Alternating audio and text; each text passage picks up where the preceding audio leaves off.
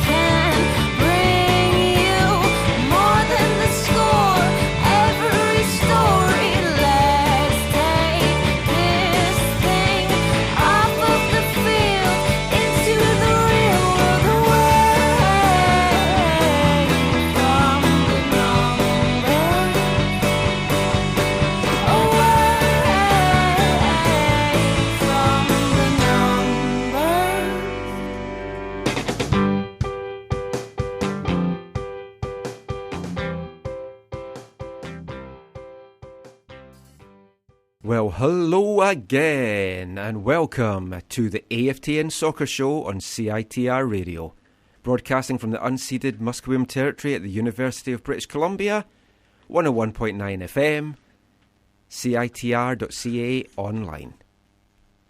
If you're listening to this show on the podcast, this is episode 212. I'm Michael McCall. I'm Steve Pander. And I'm Zachary Adam Eisenhammer. Safe to say, we are cock-a-hoop, the Whitecaps. I'm planning the parade. I'm just trying to work out what day of the week we need to have it on. A fantastic win for the Whitecaps in Dallas. 4-0. First ever win in the heat of Frisco. But before we get to that, I thought we'd have a little bit of a celebration. So this is going to be Radio Gold. I have brought along with us the PharmaSave Whitecap sticker collection. I bought it on Monday. I'm just getting our video camera set up. We're going to put this on YouTube because that is how excited I am by this. It's an not unboxing, but an unwrapping, yeah, I guess it would be. Because I've seen a lot of these things on YouTube where folk are unboxing. So I thought, I've been dying to open these stickers for 7 days. So I've brought them along. So we're going to open them on the show. You can help me out, so I'll just move away from the mic a sec. Michael has his white PharmaSave bag. He's pouring it on the table with what looks to appear about 10 to a dozen packs. Yeah, here we go. First pack. Wait, are you actually videoing? Do you want somebody to video this? Someone needs to take the camera. I can't open the pack and open. So is that you're on? Okay. Oh, this is what makes gold, this the best. So, pack one, it's exciting. Wait, who's on the cover? Oh, well, right. Oh, no, who's on the cover of the pack? Nobody's on the cover. It's only the Whitecap symbol. So, here's the thing. You got to be closer to the mic, Michael. 76 stickers. Oh, look at this. Oh, smell. Oh, it's a new sticker smell. So, here's the first pack. Now, if you've never opened stickers before, it's you got to be careful. You don't rip them. Yeah. So I sometimes just like rip it open like a Christmas present or on my wife's birthday or something like that. But the first sticker, my favourite Whitecaps jersey of all time, the top half, number 8. It's the blue away kit. The secondary. Now, there's 5 stickers in the pack. It's not look, the first pack, and I've got a double. Well, that has not gone well. You get 5 stickers in the pack. There's little Christian Teixeira and your second double. Yeah, and Alphonse Davies. A second double in the first pack. Quality control, PharmaSave. Quality control. Now, Whitecaps, I want my money back. Oh! Folk are going to think this is staged. It is Zach's Arm Wrestling Club. Wow. That's a crappy pack. I don't... No, not because of that one. No. 2 doubles. No offence, Zach. 2 doubles and an arm wrestling sticker in my first pack. Oh, man. Well, I think that's enough. Let's just not open any more packs on air. This seemed a good idea at the time. Now this is just like horrible. would be horrible. Horrible. Let's get talking about something that's not horrible. The Whitecaps won in Dallas. Shocking. Robbo rang the changes. He said during the week he was going to. I'd had a few chats before during the week about whether this was going to be a throwaway game or not. And there was a lot of people that I had chats with. I was speaking to the Radio Cascadia guys and Sirius XM with Rudy Schuler and Aaron Papernick, and they were like, why would Robbo rest players for a game when they've just had 2 weeks off? Fair point, but it's the heat of Frisco. Whitecaps never win there. Never. And they needed to make a change because they played so horribly in the previous game. You want to send a message that, look, that wasn't good enough. Yeah. So 6 changes made. Was that a surprise to you? No. I was a little bit surprised about the people that we changed, but not surprised that there were going to be that many changes. Yeah, no, we were texting this week, obviously, Michael, about who was going to play and who was not going to play, who was going to stay at home. I'm opening my second pack. And it's addictive. It's addictive. Yeah, what did you get? I got a blue thing. Is that no? That's a tarp. That's a tarp of BC Place. I have a sticker that's a tarp. This is the shittiest stickers I've ever seen. It's just bad luck. You're just picking the wrong ones, maybe. Could it be?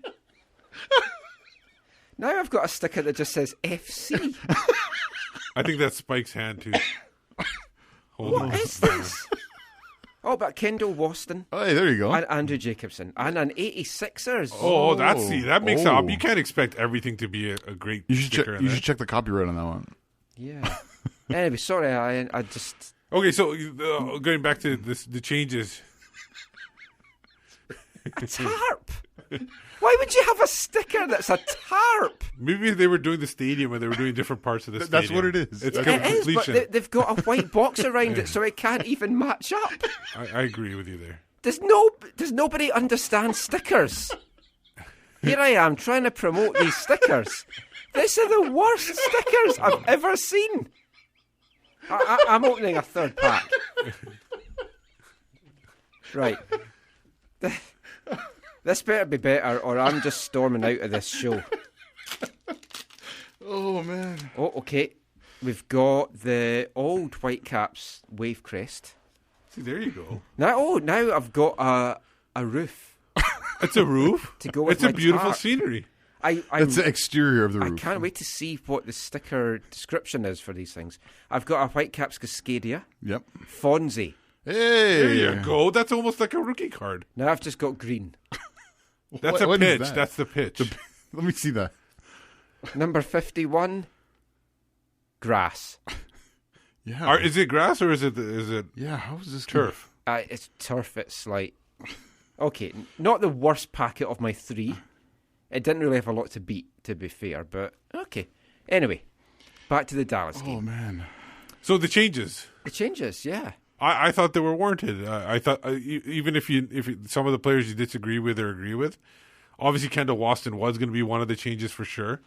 But I was a little bit surprised about what sticker? Yes, Kendall Waston. That's right, Kendall Waston. We don't need the stickers to know what we're talking about. Okay, but Michael ran to hold up the Kendall Watson sticker for and still my headphone. I was a little surprised that Tony Chani was still in the lineup. That was a little surprise there. You have a Tony Chani? No, you don't yet. Andrew Jacobson. Yeah, I thought he might be in instead of Tony Chani. So I'm not talking about that. But I think there were surprises, but it worked for them. They were able to get the result that they wanted. And they dominated, actually. So in terms of the changes, we were talking this week, and it ended up they left 4 players at home. Yeah. They left AJ, they left Harvey, they left Fonzie, and they left Bola at home, right? Fonzie was because of they said the injuries. The abductor. That's not promising, man. It's a niggle. No, Robbo kept saying niggle. We did joke last week that he was going to get wrapped up in bandages with all the injuries he got. You know what? Like I said to you also this weekend, His Michael, injuries have fine lines. I'm hoping this abductor niggle is just the thing to keep him out of the Chivas friendly in the middle of the week that he's supposed to play in. Oh, could be. That would be nice. If that got him out of that, that would be yeah. great. But I mean, the changes, it's kind of interesting when you've made changes, which you're giving fringe guys, if you want to call them fringe guys. They're top guys. One's a DP in Breck Shea. But guys that haven't been starting, you're giving these guys minutes, and then they come in and they play better than the stronger guys that have been left at home. Or at least supposed on paper, the strongest guys. But one of the guys that made it into the lineup, he scored the first goal. And let's go over a few of the goals here. Bernie Abisi was able to make room for himself there on the first one. And sure, it was a little bit deflection, but it caught the goalkeeper, Gonzalez, off guard. Gonzalez should have done better with that. Yeah. I mean, it shows it pays to shoot. Yeah. Yeah. I know. It was a strong strike too, because you could tell even if it wasn't a strong strike, the deflection would have taken it somewhere else. Right, but I know we don't want to get this too deep or whatever, but I think there's two ways to look at it. But the touch that led to him having the strike initially when it happened, I was like, that is a really poor touch. Like, he put it way too far away from himself when he cut back. I think he was fortunate that the defender, for some reason, kind of collapsed and didn't step up to challenge him, and then either deflected it or got in the way a little bit, or put Gonzalez off a little bit, or ultimately happy for Bernie. Yeah, I mean, he did well to make room for himself, get the shot off, and if you don't buy a ticket, you can't win the lottery. Yeah, and he definitely won the lottery. The second goal. Yeah. Was that a penalty? At first glance, I thought no. On subsequent viewing, I do think he was barged over. Yeah, he went down fairly easily, but he has the right to do that. Yeah. If you feel contact in the box, go down. He was bundled over. To me, penalty. I don't know if I would say feel contact in the box, go down. But again, there's a cultural thing at play there. And I think it wasn't unfair to be a penalty. I think if it was your team who got called for that, I think you'd be extremely disappointed. And you have to remember, one of Montero's legs was up, like off the ground. He was only on one leg. If you feel any kind of contact, you're going to go down. Who's going to be able to take contact and stay up on one leg? You're going to go down no matter what. He was barged into it, and then you're thinking, who's going to take it? Is Freddie going to take it? The bug's not on the pitch. Bolaños is not on the pitch. Yeah. There's a number of people that could have taken it, but he took it, and he took it well. I thought Jordy was going to take it. Really? Yeah. No. But it was put him in that position. Got up, took it 2-0 in dreamland at that point. The worst part of that penalty was the choice to go with the camera shot from behind the net. I like that for penalties. Yeah, but it wasn't even like directly behind the net. It was like on an angle where you didn't even see the kicker. It was in the corner of the net. You didn't even see the kick coming in. Yeah, it was awful. I don't mind behind the net if you see the whole thing. Okay, right. And then, I mean, Montero in dreamland. But before that, this is sending off. Oh, right. Oh, and Carlos Gruzo. That was a send-off. Yeah. I don't care what anybody says. That was the penalty was, here and there. That was definitely a sending off. Clear elbow. Yeah. Called up Mike Petke, and he said, "It's an elbow. It's a freaking elbow." He said to me, in my head. I imagine that would be the discussion that I had with Mike Petke. But I mean, by that point, you're thinking, the Caps can't lose this now, surely. My wife was very confident. That was her word. She's like, "Oh, so you're going to win this now?" And I was like, "Wait, your wife's name's Shirley?" Yeah. Yeah. Okay. Shirley MacLean. Yeah, no, it did feel like, in that moment that, okay, this is going to be hard to not win this. Yeah. But then, Freddie effing Montero, 3-0, with a little beautiful nutmeg assist from TT. Yeah, TT to put the ball right through the legs, and it was a quality finish. It was a striker's finish. It was, and Dallas had their chances. They had a couple towards the end of the first half. They had the ball in the net in the first half as well, which was nicely caught offside. They whacked one off the post at 3-0. It was... That's why you have the post, though. Yeah. They tried to get something. They kept fighting, but then the Whitecaps got their fourth. Well, you felt like you were in dreamland, right? It's 3-0 away to Dallas. The game's over. Nothing can make any better. Yeah, nothing can make this better. For me, I was cheering on an Eric Hurtado hat trick. Yeah, that would have been nice. But the goal of the game, arguably, this could be the goal of the season for the Whitecaps. We'll have to kind of have a review as to what's competing with that. But Nicholas Mosqueda, Yeah. once again showing he's way better off the bench than starting. We talked about this last week, Yep. right? We said these last 2 games where he started, he didn't really do himself any favors of trying to continue to fight for starting minutes, especially with all these players coming back. He comes on as a substitute. The game's virtually over. They're up a man, and he gets the quick, short, medium throw in from Shannon. Yeah, takes a bounce, chests it. Yeah, like the technique, the risk, The angle as well. the angle. Yeah, Most of the time, those and wouldn't have gone in. and he megged. You Gonzalez were didn't talking. have a good You were talking about the first goal. He should have been better on. That one he should have been Yeah. better on. But Yeah, I don't think he was expecting that kind I- of shot either. So I totally I agree. think that caught him off guard. I totally agree, Steve. He was definitely not expecting that. And as somebody shared on Twitter this morning, I liked that Christian Teixeira took out Nico's man bun. Yeah. I saw that. No man buns. Hashtag. Who was your man of the match? We'll talk about some individual performances in the second part of the show, but who was your man of the match? There's a yellow flavored American beverage that they had their man of the match. Is that who was your man of the match? Yazoo? Do you have Yazoo here? No, I don't think so. Oh, it's Michael- banana milk. Are you talking about orange, Iron Brew? No, I was going to say Michael has Iron Brew out in the Yeah. drinking area here. Yeah, it's a very Scottish show. I'm wearing my Scotland top. I've brought Tunnock's tea cakes as a homage to Stewart Kerr. You'll find out why later on. You barely brought any cash in your wallet. Yeah, I've got a moth. Yeah. It's in the wallet. I can't believe you said that. He asked me to No. early, before the show. But man. who was your man of the match? I don't get this yellow stuff. I got for me it's the Freddie Montero. Yeah, I- Freddie I- F. Montero. Because not the penalty, but that third goal that was the all important goal, and he timed that perfectly, that run. And I thought even the first goal, I think he had a bit to play on that too, because he dropped back in there, and he was able to control the ball there. But that run he made where he saw Matt Hedges in off of the line. Matt Hedges was the one who kept him onside, sorry. And his run in there, that goal was the clincher right there. I'm going to draw my man of the match from the next pack of stickers that we open. No, I'm joking. It's hard to disagree with you guys, and I think that was the man of the match that was given, and it's hard to disagree with the assist, the 2 goals. Yeah. Just to update everybody, he's opening up another pack. Oh, here we go. You mentioned the pack, and that's why he got it in his head again. Carl Robinson. Oh, there you go. Did you see what? David Ousted. This is a Ousted. good pack. Ousted. That's a solid pack right now. Some action Matthias shots. Laba. Yeah. Matt T. The bottom half of the worst strip in history.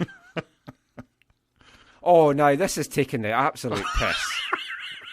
Sticker number 16.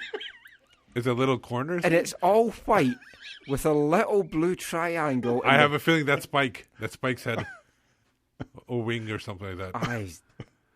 Oh, man. Wait and see. When you put that on, you're going to complete something special. You keep buying those back. You keep buying those packs, and you will complete something special. I bought 12 packs of these. Did you guys see what Robbo did after the 4th goal when they were showing the replay? Was it When he yelled at Timmy, No Timmy, goals. no goals. Yeah. He had the cut sign across his throat and everything like that. He really wanted that clean sheet. Well, mentioning Robbo, let's hear a little bit now from both the head coaches, Whitecaps' Carl Robinson and Dallas's Oscar Pareja.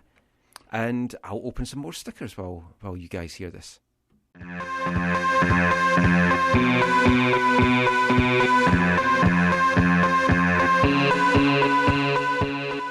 A positive result for us. I think we played very well in the game, which you have to do when you come here. And it's the first points we've taken here at Dallas. We know how difficult it is a place to come, but I thought the way they prepared themselves, the way they went about the game, we had a little bit of luck here and there, which you need in any away game, and obviously we managed to get the goals. So proud of them today. Did you see anything on the PK call?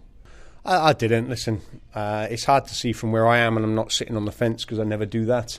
Some are given, some aren't, until I see it again now. But obviously we took advantage of it today. I'm sure Oscar will be disappointed. But we've missed a few penalties, so I did have a little wobble up as well. But fair play to Freddie. How great was it for Bernie Vini to get his first goal with the club? Yeah, really important for Bernie. You know, he's been patient, he's got himself fit, and I thought he had a really strong hour. He cramped up a little bit towards the end, so that's why obviously the bug come on, but he'll be delighted with his first goal. And 2 goals for Freddie Montero tonight, just his overall performance. Great, led the team properly, and obviously gets the penalty, and then the second goal's a great little finish, which I'd expect him to do. You know, he's missed a couple of chances, but he's full of confidence at the moment because he works hard in training, and if you work hard in training every day, then it transfers into games. And fortunately enough, today it transferred into the game. The decision to make 6 changes from last week against Portland? Yeah, because I'm crazy. If you win, it's the right thing. If you lose, it's not. You know, I left my older guys back there because I wanted to rest them. You know, AJ and Jordan. Marcel's played 3 games for Canada in a short space of time, so I know he's fit. Kendall's my captain, so the big man comes back into the team. So really important. And then Bola stayed and played 2 games in 4 days for me while Costa Rica were playing, so I gave him a rest. But I want competition for places. You know, we've got a fantastic squad in there, young squad, but we miss key players at key times. Today, key players come in, and we stood up to the challenge. A lot has been made about goals from open play this year. Just happy to get a few more? Makes no difference to me. I say this week in, week out, whether it's a penalty or a corner, goal's a goal. I'm happy for the clean sheet, and David and the back 4 were great today. Shannon coming back in, you know, put on a real solid performance, as did Marcel. So credit to the back 4 or 5 today. All right, first of all, I want to congratulate Carlton and his group. Vancouver planned the game very well tonight, and the way they draw it in the field, it was difficult for us to break it. I thought we had all the time the intention to do it since the very beginning, but the things didn't bounce in our way today, and we have to accept it. But I'm not going to toss this responsibility to anyone. I could probably, but I'm not going. I think I have to look inside first and put my head up and then say, you know, today I got beat in many ways, and I have to respect that as a part of the game, and that's why I think Vancouver deserves the points today. Oscar, how do you think the PK early in the second half changed that? Because it seemed even though you were down, you were getting chances, and then kind of after that, and then after the red card, you weren't able to put it together, as you said. It was 2 key moments, you know, in the game.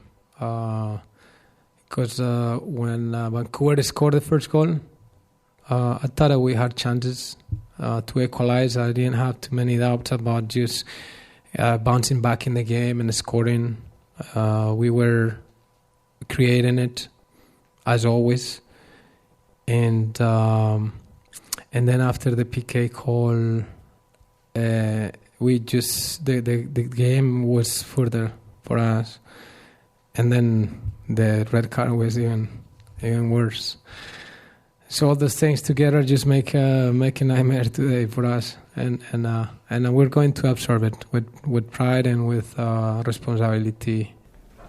Did they do anything tactically that you guys weren't ready for, or players on the pitch that you weren't expecting, or anything like that?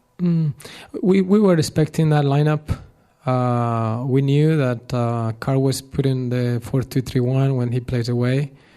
So it was not a surprise, and we have been playing against that model and against them with that model many times. As I say, you know what, the game was normal, level. We were creating options with not too much luck and cleanness. But after that, and after the incident in the second half with the PK and the red card, I thought we were just more muscles and energy than ideas, and it's normal. It was hard for both, and they had one more player in the field, and then used the ball well, and they really scored great goals. You know, and I thought it was credit for them. They were very sharp in the last third, and that's why I think they deserved it. He's the gaffer. You can try it on with him. He's the gaffer. Even when he's on a limb. He's the gaffer. When his back's against the wall, has the answer to it all. He's the gaffer. He is the gaffer. Carl Robinson and Oscar Pareja there. Now, we've got to address the big elephant in the room. So, Zach, what was the difference in that performance in Dallas? Well, we know what the difference was, but what was behind the difference in that performance in Dallas to whatever it was we saw in Portland? If you can't get up and have the passion for a Cascadia derby, and then you go to a game like this, and you put in a performance like that, what? Yeah, I mean, honestly, It wasn't the same team, though, remember? right? Yeah, you want as a supporter, you want those to be the opposite, right? You want to smash Portland 4-0 at home in a Cascadia Cup match and lose 2-1 away on the road, right? Well, obviously you want to win both, but yeah, that was a very difficult loss to Portland, and again, we talked about it wasn't just the result; it was the way the team played. It was lackluster. It lacked grit and determination, and so I think you have to. I know some people want to blame part of that on the coaching staff, but I think you also have to look at the coaching staff and what they did to get the players ready for the Dallas game. And so one of the things was the formation / tactical approach was different for this game. It was a 4-4-1-1 or 4-4-2, depending on how you want to read that. So are you stirring some soup over there? What are you doing? Okay. Well, that's your hurry up. Okay. I just told me you end at this at some point.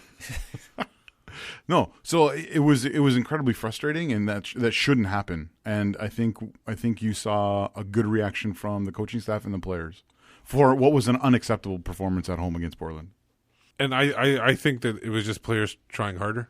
That's all, as simple as it is. I just think they had more hunger because these were guys that were coming in as well, and they wanted to show Robbo that they deserved a place in the starting lineup, and they certainly did that. Now, did Dallas take the Whitecaps lightly? Okay. And did they read the headlines about the Whitecaps never getting a point from all those games, 7 games or something? I don't think Dallas read those headlines, but did Dallas do what Vancouver did against Portland? Yeah, well, but they also didn't like they didn't start all of their usual starters, right? I know part of that's due to the Gold Cup or whatever, but Costa came off in a halftime. Costa is a starter for them, right? Yeah. And so they weren't at their very best, and so I think that played a role as well. I really appreciated Oscar Pareja's comments. He's a very genuine dude, even when he's passionate against your team or whatever. He also shows some respect there, so I really appreciated his comments. Now, it's obviously very important to get 3 points when you're right off the bat when you're starting a 3-game road trip, because it's going to be harder and harder to pick up those points as the 3 games goes on, especially in such a tight Western Conference. It's jam packed from top to bottom. They're and the thing is, it's hard to even judge because everybody's got games in hands on each other. The Caps won and went up to 4th. Zach's having a laugh over the sticker. Zach's just found the latest sticker that I opened, which is more. Let's worry about the stickers later. The Western Conference, the Whitecaps won, and they moved up to 4th. By the end of that night, they were back down to 6th. Now they've got games in hand. 3 games on Portland, 2 games on Seattle, and some other teams. Yeah, but it just shows you how important that was, and getting that 3-game road trip off to a winning start as well in the match that you're not expecting much from. Yeah, this could be the opposite of a summer slump. Yeah, and you know what makes this even more important is that the one team I think they play even games with in the Western Conference, especially in the top part of it, is FC Dallas. So winning that 3 points against FC Dallas, because they didn't have any games in hand on them, was vital, because that'll help down the road. Not going to talk too much into this. We're already overrunning thanks to these disastrous stickers. We've all got one more pack to open, so we're just going to go through this, because in my head, this was a fantastic idea, opening stickers on the radio. I've got Mauro Rosales, another David Ousted, Tony Chaney, the Shane and Williams sticker, and a leg. You remember the grass from before? Yeah. That matches the grass. That's going to be part of the grass. So I have the MLS ball with the couple Maple Leafs there. Yeah. I have there's a nice flag in the background. Kendall Waston celebrating, I think, his goal against Colorado. I'm assuming That's at the back of the book. I'm assuming the flag is Yeah, it's the fist, man. Yeah. A fine young gentleman from the western United States named Eric Hurtado. Oh. Texan Breck Shea. And my favorite... some more scoreboard ceiling of BC Place. Is this one in focus? No, it's not. It's not. Again, we don't know what's going to be in focus in the foreground. Could be something in the foreground. Well, we don't the know. picture in the book is a little Is it clearer. going to be like? Now- Is it Rolf Harris? Now and this, it's like, the pack tell what it is yet? the pack I opened for you. Yeah. This is the one you're going to trade with everybody Oh, because God. you got David Ousted, Again, Number 3. I've got 3 David Ousteds. Matthias Laba, I've got 2 Matthias Labas. Carl Robinson, I've got 2 Carl Robinsons. bottom half of the kit, Ah. and your favorite, the one that put you over the edge. Number 16, Oh, the little thing in the corner. I think it's Spike. Spike's little. I want my 99 cents back. 99 problems and my stickers are 1. That's a good one. So Wow. I thought I might change the but I got You made it worse. No, I got a bad pack there. Right, let's move. No more stickers. That's are it. there any left? I have 3 more packs to open. Oh, okay. We'll do it. What next would we do time. at the start of the next segment then? Okay. So individual player breakdowns for the Whitecaps against FC Dallas. We obviously talked about Freddie Montero and a couple other players. Who else stood out for you guys in this game? Whether it be defending, because obviously they got a clean sheet. You got David Ousted picking up a clean sheet and the back 4 for picking it up. Who else picked up for you? Yeah, speaking of keeping a clean sheet, I thought it was really great to have Kendall Waston back, and I think that was one of the big differences in the Portland home game. Because I think him and Timmy him and Timmy together they're are really great. good together. Tim, I thought, was really good away to LA, and he wasn't bad against Portland, but he wasn't great. Yeah. I mean, if you look at the attacking thing to start with, Breck Shea came in. He was pretty invisible, I thought. Yeah, I didn't really notice him too much. It seemed like he was drifting in and out, and I wasn't even sure what position he was playing some of the times. Yeah, I'm not sure he was some of the time as well. I mean, it was his return back to FC Dallas too. I think the team that drafted him. So he was up for it. I mean, Ibini put in a good shift, got the goal. Carl Robinson said afterwards that he's still not up to full 90-minute fitness. He's been getting a bit gassed in games and stuff. Yeah. But I mean, he looked okay. Remember, he came off. Not only is he coming off another team, he's coming off an injury too. It was a pretty serious injury. It was nice though to see Montero getting some help up top. I think that was like one of the really key things. So when you look at, for example, the heat map of where the players were on the pitch for the game, there was there was less of the island effect, as we've talked many games this year, where our center forward is alone on the island. Yeah, that's why some people are arguing it wasn't 4-4-1-1, it was 4-4-2, is because of the heat map of where those 2 attackers were. Who else had heat for you? I mean, let's look at the defence then. Okay. De Jong came in for Jordan Harvey. Solid performance. Nothing spectacular going forward, but and he was left alone a couple of times on that left side, and he defended well. We've talked about this in the past. He looks different for Canada. Like, I don't know what it is. He just plays different. But I think he's got a bit of a rub from the play in Canada, and he brought it over in this game. I thought he did really well, and Shannon Williams came in as well, and for being out for as long as he did, I mean, he did fantastic. He's the one that had basically set up that 4th goal with a throw-in. So, I mean, Harvey was rested, Nerwinski was rested, Davies, Bola, we talked about all those guys. The dilemma now is, what do you do next week, and how do you get these players in the team? I mean, let's just move on to the Colorado game. We're going from playing one of the best teams this year in the West to one of the worst. And that's the pitfall. Yes. Yeah. And now Carl Robinson has this huge dilemma. What does he do to the starting lineup? I mean, do you bring in the guys that you rested? Let's look, first of all, right back. Did Shannon Williams do enough to keep that position that was his before his troubles? Or has he not done enough and Jake Nerwinski's going to come back in and get his start back? I personally don't think Jake Nerwinski did anything wrong. I think he's played really well too. So I think I don't think Shane Williams did have a good game. What I think you got to do is I don't think you need to reward anybody. I think you need to figure out what's the best option against that particular team on that particular day.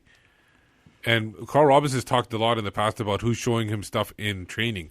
And I don't think he should be rewarding people for the games. I think he should be rewarding for people what they're showing in training and what is the best option tactically on the pitch. Well, that's one of the weird things, right? And I'm sure he's doing that too. Yeah, because he basically said after the LA away, he said, I'm going to play the same players because they got the result LA away. And then that same group of players was not good at home against Portland. So I wonder if he'll go back to that and say, look, these guys got a result, therefore they're going to start again.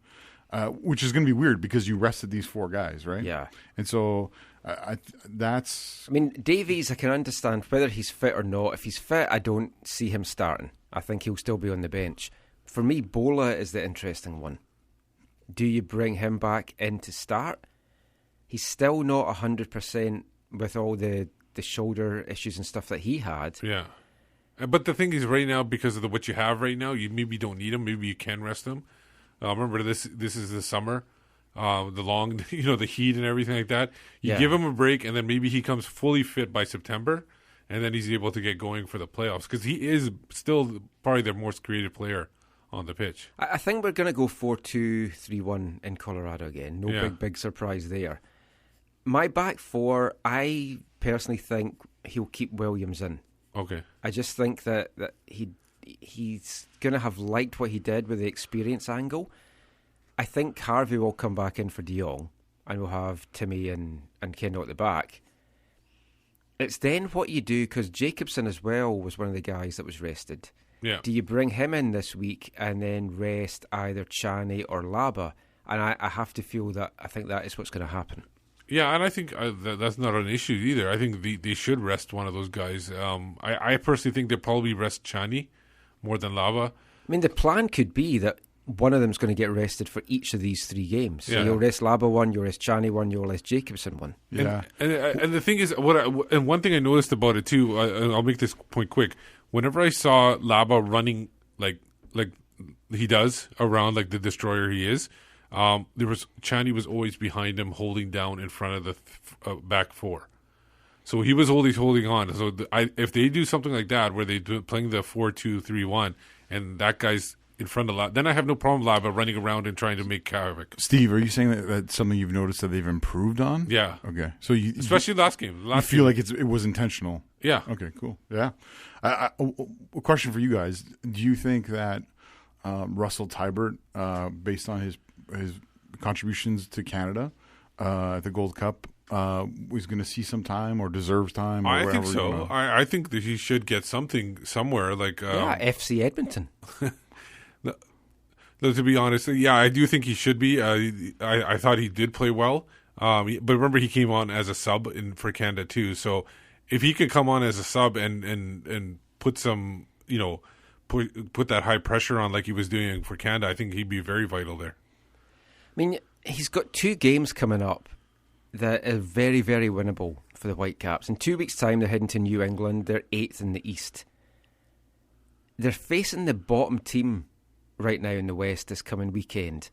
It's a game, apart from the fact that it's a bottom team, it's a Western Conference rival. You want to get the 3 points from this. You have to put your strongest team out there. I could see Shea dropping out just to let Teixeira come back in, and then maybe keep Bola on the bench just to kind of rest him up a little bit more.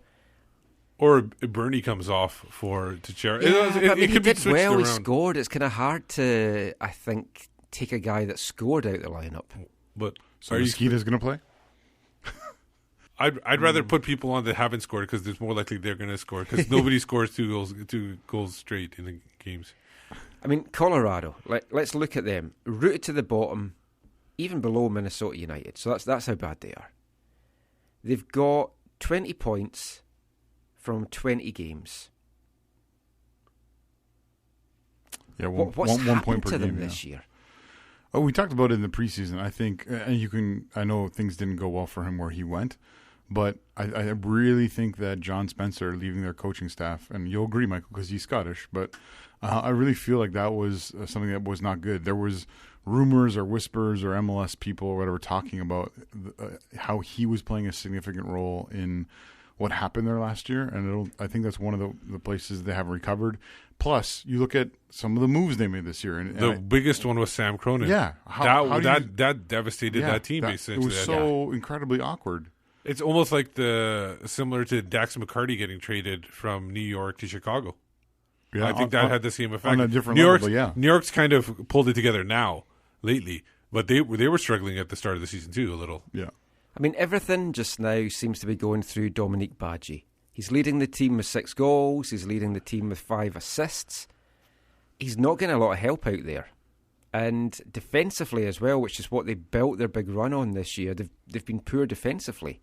They're shipping goals all over the place. Well, and that's Tim Howard, your big DP in that too. Right, but that's what goes back to what you're saying, Steve. They lost Sam Cronin, who held everything together in the middle. They also, I know he didn't play as big of a role. They lost Jermaine Jones, who for part of last year did play a significant role for them. And I also think Gashi has not had he's dropped off. I was a big fan of Gashi. I think he missed, had him here. He missed he missed the Vancouver game, or did he just come back at that time? I can't remember, but he wasn't very effective. He has not been effective. He's dealing with injuries too, but he hasn't been effective at all this year. Yeah, and we obviously, I don't think you mentioned it yet, Michael, but obviously it's not just, you're not just playing the 11 players on the pitch for Colorado, you're playing at altitude, and so it's a little more difficult to get points in Colorado because of that advantage. And so I think hopefully the preparations this week the players can be ready for that, and not that won't be too big of an issue for them. But hopefully they don't look, they're bottom of the table. Hopefully they don't play down to their level. Well, they're going to be favourites now heading into it. Right, of course. What's your prediction then? I think it might be like a 2-0 to Vancouver. I was going to go with 2-0. I'll go with 2-1 then, just to be different. Two clean sheets in a row. Ooh, not happening. I'll go 3-2 Vancouver. Oh, a barn burner is what Steve's expecting. So one guy that we're expecting to be back in the lineup is left back Jordan Harvey. Jordan had a good chance to rest up this weekend, and I don't know what was in the menu for him this weekend. He's a big fan of Mexican food, so maybe he got some of his favourite pork carnitas in. But I got a chance to catch up with him during the week and talk to him about fish and chips. Fish and chips, chips and fish. My, oh my, what a wonderful dish.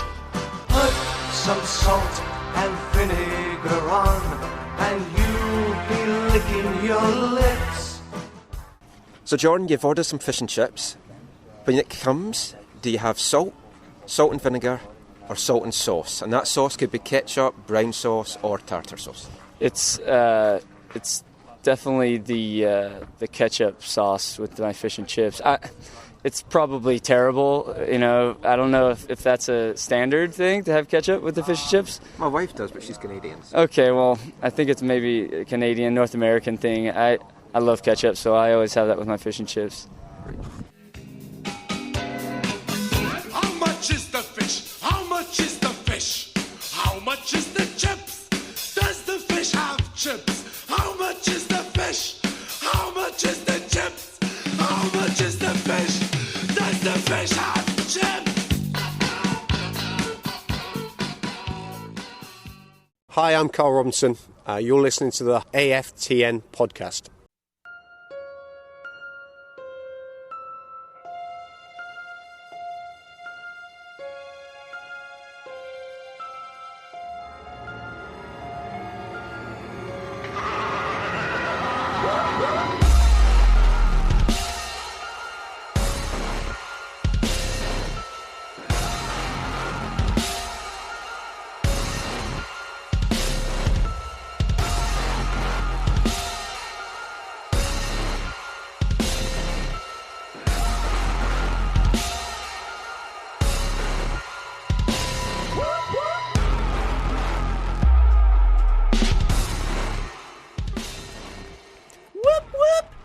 What is going on? That was the theme tune to The Villain, Marty Skrull, Ring of Honor. No, I don't think. Oh, the thing the Vancouver Whitecaps did a few years ago.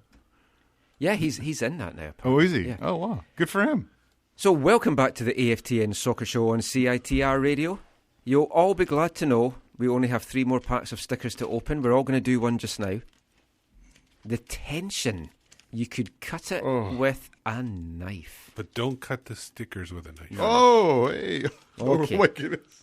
This is almost the same as your first pack. Oh, I've got Ben McKendry. I got Ben McKendry. I've got the other roof thing. And Andrew Jacobson and Kendall Waston. Yep, basically, apart from Ben McKendry, who isn't at the club anymore, or at least for now, these are all doubles as well. I got 2 of that Chichara goal that you already have 2 of. Oh. Ben McKendry. 2 in the same pack again? Yeah. Oh, this is terrible, Whitecaps. Quality. No, Pharmacy. You have to play Pharmacy. If you are listening, Mr. Whitecaps, Pharmacy? I want my money back.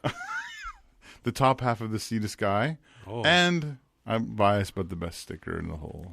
Oh, another 2 Curva stickers. No Scythe Slider collection. No. What have you got? Okay, so I got Bola.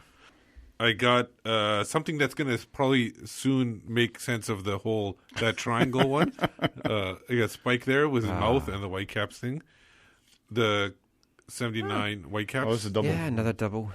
A roof. Another double. Oh, yeah, that's about the roof that's not even in focus. Yeah. And a player who was with the Whitecaps is now in Sweden. Yeah. Oh, we have one of those. Yeah, I just got him last time as well. Yeah. Now, Short it does say, I've got lots of doubles here. It does say in the sticker album to go and swap them with your friends. It's a friendly suggestion. I think if I take those and try and swap it with people, I may end up in a straitjacket. Do you want to swap a white bit of sticky stuff with a blue triangle on it? I don't know. I have wanted a Whitecap sticker collection for years. Big Panini fan. Got the World Cup collections going back to 1982. Wait, these are not Panini? It might surprise you to know that I think a Panini sandwich could make a better sticker collection than this. Anyway, let's move on from stickers. You're being so critical, Michael. I was going to video all of this. I'm really glad I didn't.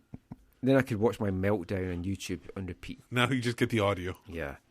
So somebody, though, that isn't in the stickers is the newest addition to the Whitecaps, Stefan Marinovic. He arrived this week, came to training on Monday. I got a chance to catch up with him on Wednesday. Kiwi keeper, 4th Kiwi at the club, along with Francis de Vries, Declan Wynn and Mayan Bevan. The most chilled guy I think I have ever spoken to. I feel like you've said that before. Yeah, this guy is.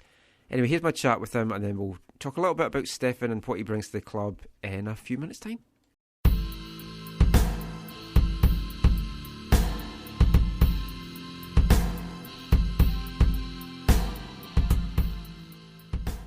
You're in Vancouver now.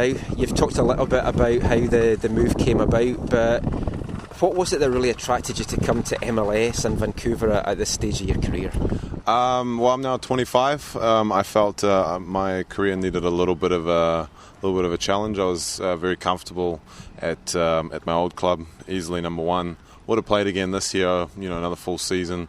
But like I said, I needed a challenge, and fighting for a spot with David, that's a big challenge. So yeah, I need that. I had a chat with Jake Gleason about you at the weekend.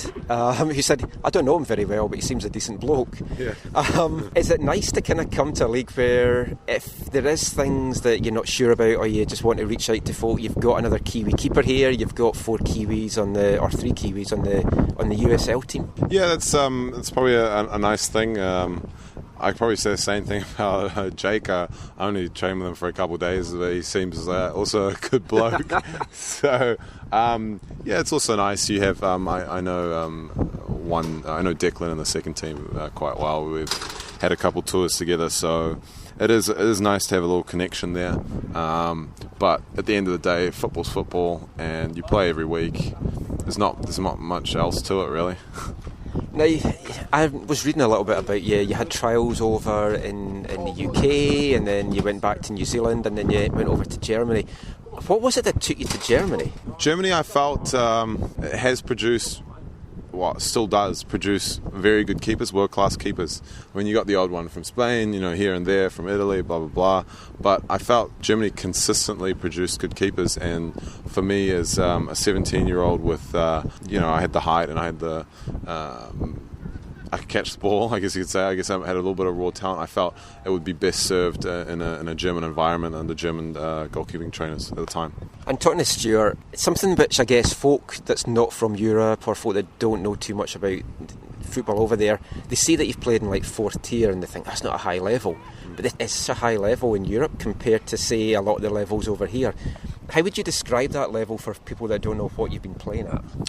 It's probably very difficult for me to describe because I can definitely understand the trepidation a little bit about a keeper about coming from that level. Fourth league, I can't compare it to anything because I haven't seen anything here, but it has. Like half the teams are good teams, they're second Bundesliga teams and stuff like that, with academy players who are, the up-and-coming, first or second league players, right?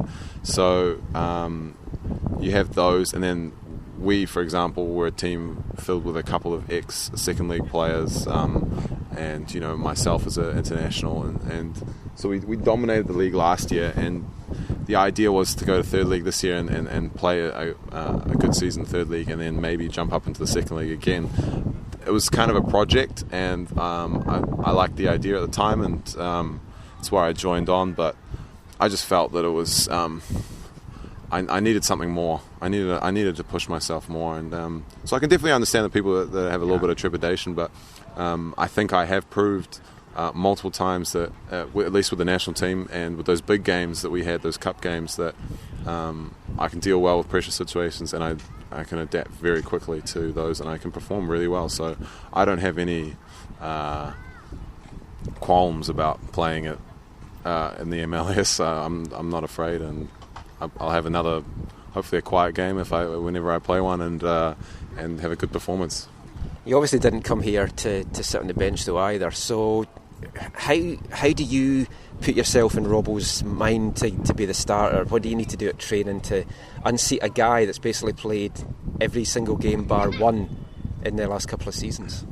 Yeah, it's tough, I mean, you're right. Obviously, no keeper wants to sit on the bench. I'm sure Spenny and Sean would love to be in my shoes and be sitting behind David and have a chance and an opportunity maybe to play. Mindset has to be. I've done it before, so I know what it's like. I know what it's like being behind a really good keeper as well. You just have to do your thing week in, week out, and you definitely can't show any type of bad feelings or I don't like the position I am in. You just have to show that I'm here to play. I put my hand up and I'll do that. I'll do that in training every week. If I need to play, I will play. If you want me to play, so that's all I got to do. I just got to keep on doing that week in and week out. It's mentally tough, but like I said, done it before, and it's worked out for me. You don't have like a little voodoo doll or David Ousted or something? No, no voodoo. Looking then back at New Zealand, you were away at the Under-20 World Cup initially in 2011, and then you've just been at the Confederations Cup. World Cup's obviously there next year. Hopefully New Zealand get through all their qualifying and make it. What did you find the whole experience like in Russia and just after that whole tournament? Because you had some really top guys going against you. Obviously I worked very hard towards that. On a personal level, with my team, and getting physically and mentally prepared throughout the year to that, because I was involved in the tournament that got us there in the first place, and I want to be that starting keeper that played against those teams. And you obviously you want to be mentally prepared, and I have my own little things that I go through to do that. And the tournament was amazing. I enjoyed every minute apart from the minutes where I conceded. But being in a huge tournament like that, especially someone my age, and being able to play against those top guys, it's great to be able to measure yourself against them and say, at the end of it, I can say, you know what, I can hold with them. I can play against them.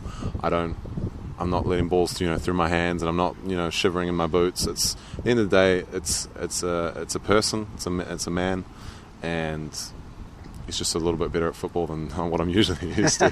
That's it. What was Russia like then as a venue to have it? Because obviously the whole world's going there next year. It's somewhere I personally wouldn't really want to go there, I don't think, and watch football there. But how did you find it, like being about and just the whole environment, the cities and stuff? I like Sochi, and I liked because we were only in Sochi and St. Petersburg. I love them both. I thought Sochi was a great. If you're going on a vacation and you're from Russia, you probably want to go there. It's beautiful, beautiful hotels. Stone Beach, nice. Everything new. So it's another up and coming vacation spot for those Slavic, the countries close by. The city, St. Petersburg, beautiful city, old buildings, lots to see. Obviously, it's a little bit different in a team. You're quite isolated from anything else. Maybe if that's political or if it's the people themselves. So, you don't have a lot of interaction with a lot of people. But from what I saw, I thought it was a great place to play football. The stadiums were great, new, beautiful grass. Couldn't complain from the footballing side. Have you any concerns that you're coming over here, you might not be the starter, and then you've got Jake Gleeson down in Portland who is the starter? Obviously the two of you are battling for the number 1 jersey. Have you spoken to the New Zealand coach about anything like that? I definitely, but before I made the decision to move here, I ran it past the coaching staff there, and I said, look, this is a possibility for me to move. What do you guys think, basically? And they said, yeah, we definitely want you, trying to play at a higher level. We think you can do it, so do it, go for it. So it's a tough one, obviously, probably from a coach's point of view. He's looking at it and going, well, I've played him the last 19 games. I can't just, because he's played not for like 3 or 4 months, just then all of a sudden just not play him. I'm guessing that has to be the thinking. But obviously, if I'm not playing for the next year and a half, he's probably not going to keep on playing me. So that's the thing. It's not so much a worry, but just probably going to be a fact. I have to something that drives you. Yeah, exactly. I have to. I'm not going to want to sit around for a year and a half till the end of my contract and then go, okay, bye, on to different things. I'll obviously be always looking to play. You've come into Vancouver now. Have you had a chance really to do much sightseeing? You said the other day it's a lot like Auckland. When I spoke to all the other guys, that was the exact thing that they said. It's very similar to Auckland. I'm not sure exactly what I said, but what I meant to say was definitely I've heard that it's like Auckland. Okay. I thought I said that, but maybe I did. I haven't seen enough to give a proper opinion. I mean, you got the sea there, you got a beautiful city. People are really nice. Apparently, I've heard. I don't know yet. Some of them. I think. So I still need a little bit of time to look around. I'm doing a lot of jobs at the moment and setting myself in. It takes time. That's great. Thank you so much for your time today, Stefan. No problem. That's great. Cheers.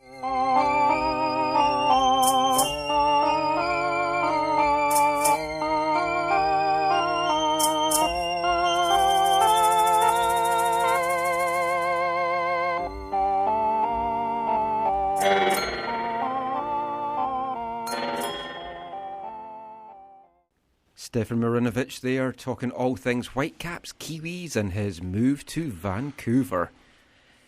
He's definitely not a guy that's come here just to be happy sitting on the bench. Now, I'm not saying Ternaghi was happy sitting on the bench, but he took that role well. Stefan, he wants to be the number 1 here. And that's a good thing to have, I guess. You have to push the person in front of you.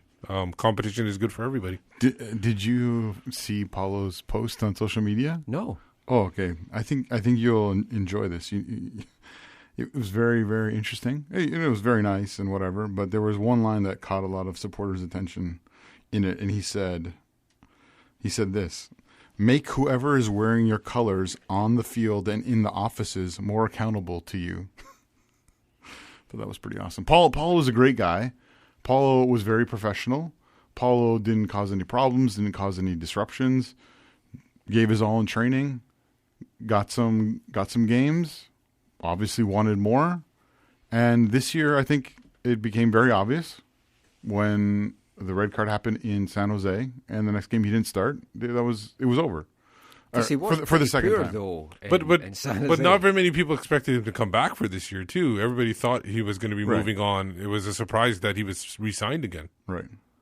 So it's interesting to see. And what do you guys think? Marinovic, obviously, he's going to be coming into looking for the number one. Do you think he gets it this year? Do you think he gets a start this year? Or do you think it's unless Ousted has a horror game, then he gets it?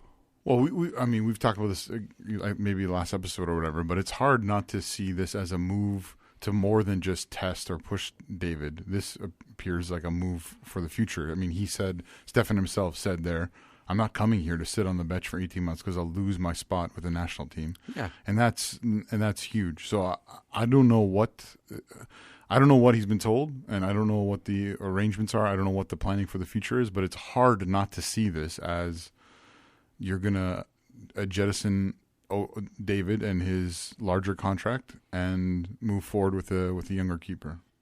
Marinovic has come into the Whitecaps, and I got a chance to catch up with Stewart Kerr just to ask him just what was behind the thinking of bringing him in, and just how do you keep all this goalkeeping talent that's at the club just now happy. So let's hear what he had to say. So, the new keeper, Stefan, that's come in, what is it that you've seen about him that wanted to make you bring him here? I think he's a really good age. He's had a lot of experience for a goalkeeper. And also he's a very calm personality. Very calm in the goal. Brings a calmness. For a young age, as I say, he's played a lot of games. He's played in international games. He's played in Germany. Even though the level's not been like Premiership level and stuff like that, any league in Germany is very, very difficult, and you have to be structured to be able to survive in it. I just think it was a no-brainer move for us to get him in. There was a lot of teams after him, so we had to make a move. Obviously, people read things into it, but it's for us. It's like he's a goalkeeper that we look at and we think he's going to be something special in the future. There's the goalkeeping talent here. It's huge. It's like really deep as well, even down to Thomas Hassel in the residency programme. It's a position where only obviously one guy can play. How do you keep all these guys happy? Well, I think for me it's a good point you made there with the goalkeeping. The thing's really, really deep.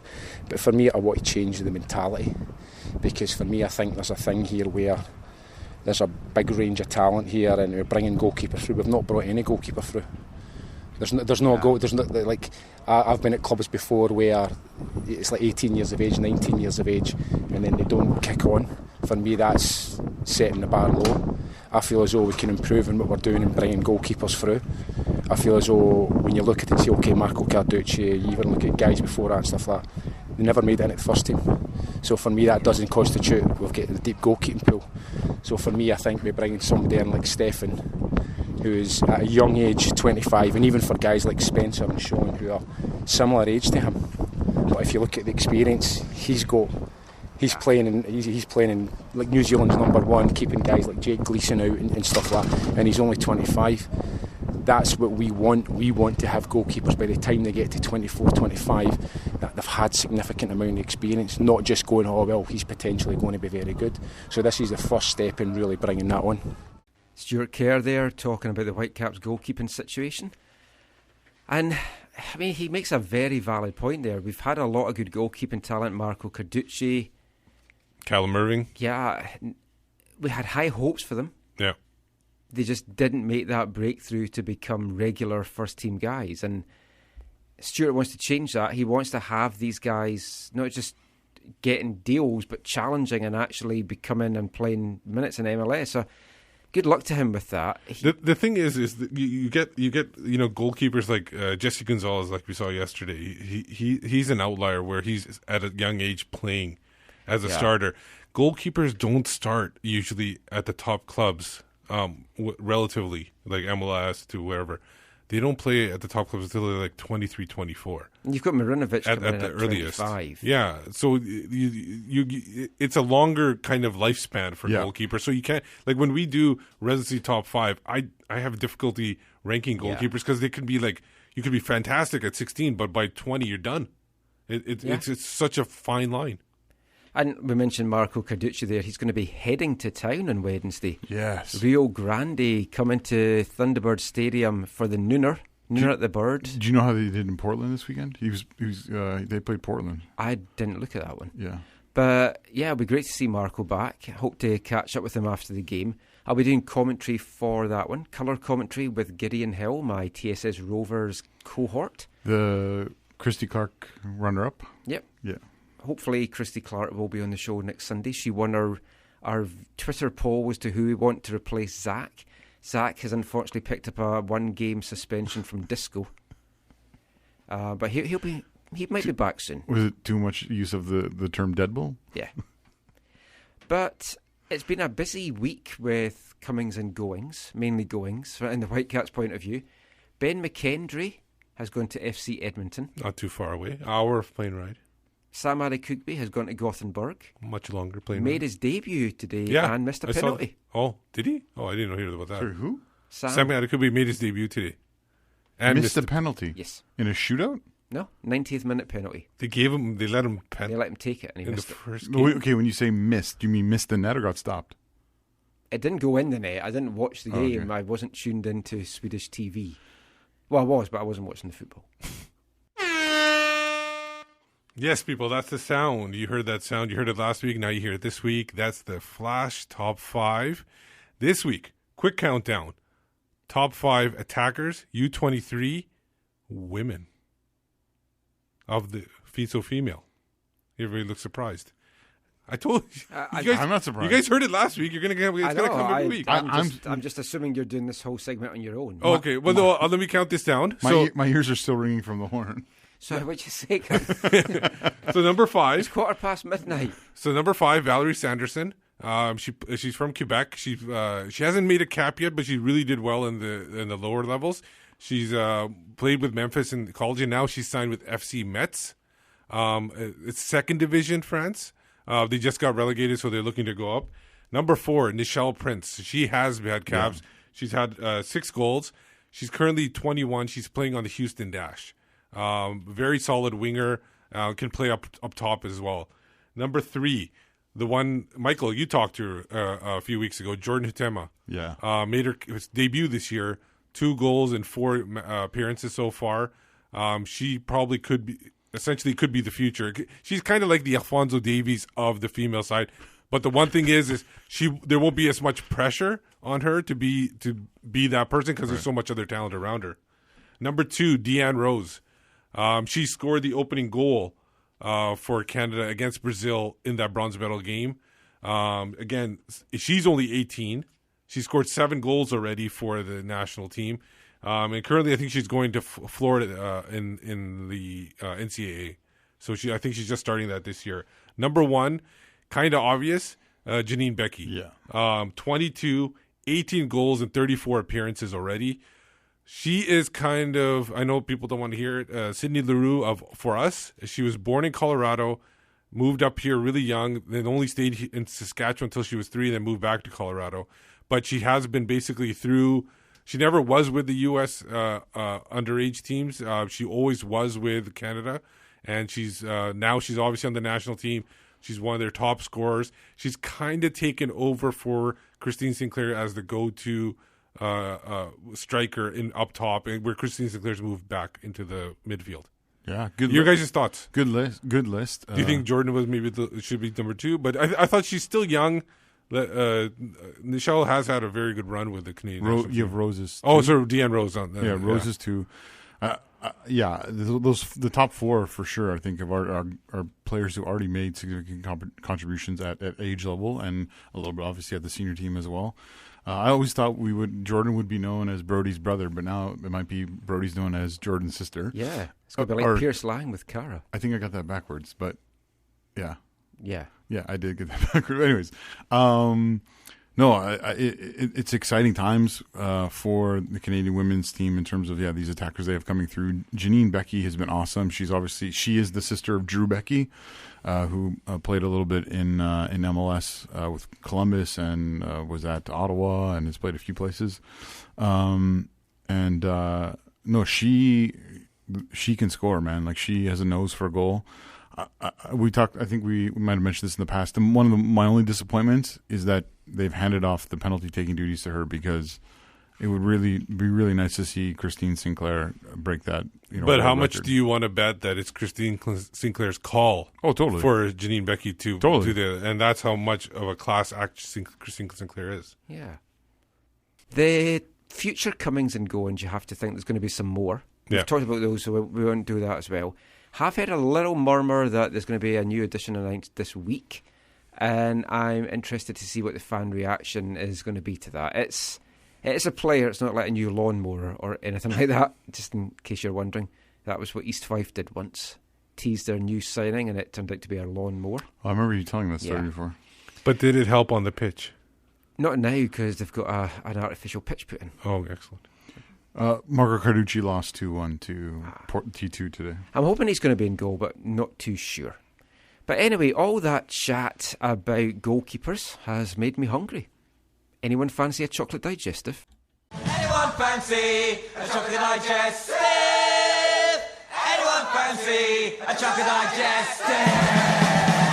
Anyone fancy a chocolate digestive, even though it's unsuggested? Anyone fancy a chocolate digestive? So you're sitting at home at night with your beverage of choice, non-alcoholic. Yeah, of course. Do you go for a tea or a coffee? Coffee for me. And do you have a biscuit with that? And if so, what would be your biscuit of choice? Well, hopefully I would have some Thundersticks tea cakes. That then answers my next question as to whether you would dunk that, because you can't really dunk a Thundersticks tea cake, No. but are you a dunker in general? A dunker with normal biscuits, hobnobs and stuff like that. I'd maybe do that, the old chocolate bit, but not for Thundersticks tea cakes, because that's a waste. Anyone fancy a chocolate digestive, even though it's unsuggested? Anyone fancy a chocolate digestive? It's the last year to prove that you can play pro. You're nothing like him. The first female coach in the MLS. Our brother, we find him ourselves. You work for me now. The whole world will be watching you. The opportunity to change your lives.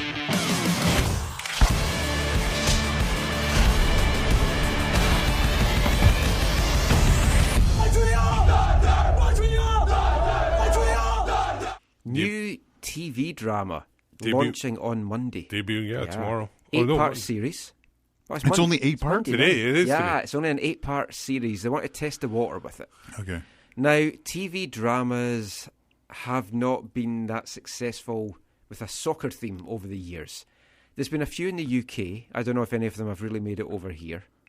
Dream Team was a big one, which I didn't like. Everyone died or something?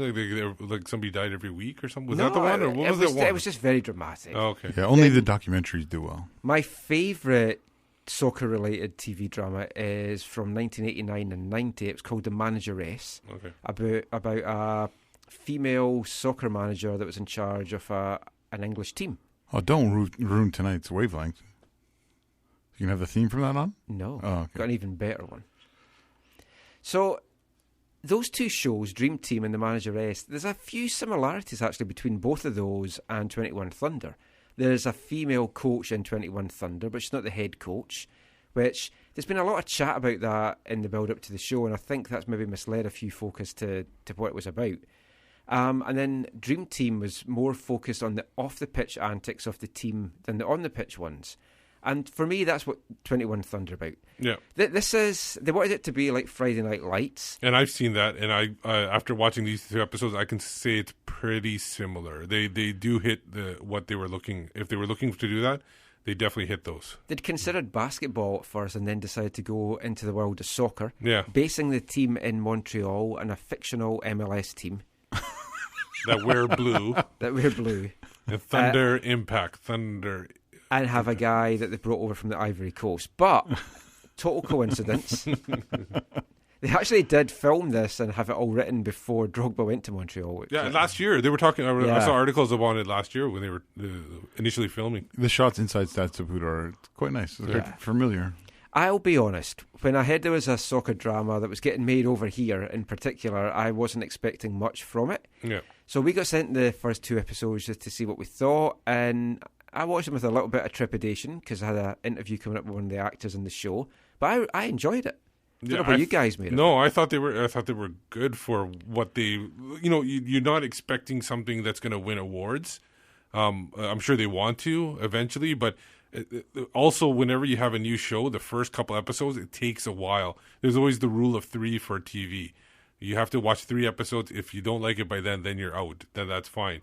But it takes about 3-4 episodes for a new TV show to get running. So for you, Steve, you've seen 2 episodes. Are you in? I would probably keep watching it. Yeah. I would as well. I'm actually really curious to see what happens. Yeah. By the end of the first one, I was quite gripped, and I was like, oh, what's going to happen now? Yeah. And that's what they're going for. They're going more for drama heads. Yeah. With a footballing bent, as opposed to football fans. It almost got me right off the bat because it mentioned nudity on the. Yeah. Well, that was a little shocking for me. It was so we got to warn people that want to watch this with kids. Was there nudity? There was partial. Yeah. In the first. There's a couple of sex scenes. Yeah, but maybe that's more coming But down there's the no road. nudity in the sex scenes. She was partially naked. There was side stuff. Yeah. Oh, okay. No, but the thing is there still might be going on. I don't remember that, but okay. There might be. Well, you kind of. He shall survive. See, whatever. Avert your eyes. Yeah, but I had it frozen, so it just happened to freeze at that point. I accidentally. Actually, it did freeze a bunch. Did it freeze for you? No. Oh, okay, mine. But it could get even more racier as the episodes go down. So yeah. The thing comes on. It's CBC, and it's like all these warnings, and I was like, "Whoa, what is?" No, CBC has those kind of shows. It's on at 9 o'clock. Yeah, it's 9 o'clock. They're allowed to do it at that point. Yeah, and then there's some colorful language, and yeah, especially the old lady. None from the mother. None from the supporters so far, but no. But which is strange. It looked a lot of fun. I got a chance to speak to one of the actors in it. Guy with Whitecaps connections. His acting name is Ryan Pearce. He is a Scottish ex-footballer. He played under his real name of Ryan O'Leary. His dad is Pierce O'Leary, who played for the Whitecaps in the NASL days from 81 to 83. And his uncle is Arsenal legend David O'Leary. Oh, yeah. So he comes from good footballing stock. Had a lot of battles in the game with injury. He suffered from depression as well. Had a manager that didn't understand what that was, and we've all seen the sad effects of players here that maybe haven't had the help for depression. Thankfully, Ryan's come through it, no thanks to some of the things that he's been through. Gave up football altogether, accidentally got into acting, and now this is his first major role. We've got him on the line just now. Thank you so much for joining us, Ryan. You're absolutely welcome. It's a pleasure to be on. Now, we've got a lot to talk to you about. We'll start off by talking about the new show. There's not been many football dramas sort of done over the years, and for people that don't know you, you used to be a professional footballer in Scotland. Why do you think it's been so hard for the game to kind of get captured properly on television? It's actually a great question, and it's a question that I was wondering to myself, and I remember speaking to one of the producers about it, just saying that I can't believe that there's not really been one great soccer or football show that's came about. I mean, when I grew up, I used to watch Footballers' Wives for a brief moment there. I don't know if you remember that yourself. Yeah. There's been, I guess when I put that question to him, he just said that shooting sports television is a very, very difficult thing to do. So, I mean, I didn't really ask him to elaborate on that, but I guess it just must be a very complicated process to try and film a sports drama, and I guess a soccer one in this case. Yeah, I think the only the longest running one that I instantly spring to mind, I guess, is Dream Team on Sky. Dream Team, yes, absolutely. There's probably going to be a lot of people see a lot of connections between 21 Thunder and Dream Team. How would you describe the show, and like if you're trying to sell it to somebody, how would you describe it to them? How would I do this? How could I describe 21 Thunder? I mean, it revolves around an under-21 team of the MLS-based Montreal Thunder, and it follows a group of players, coaches, and staff circulating the team as they deal with life, and it's many obstacles as they pursue their ultimate goal of making it to the first team. I mean, you only, I guess, from the outside, you get a glimpse into soccer players' lives via social media and what you read in the press, but I guess this will give you a sort of an insight into, I guess, your potential heroes as football players and role models. I think it'll be very interesting. I think it'll be a fun ride.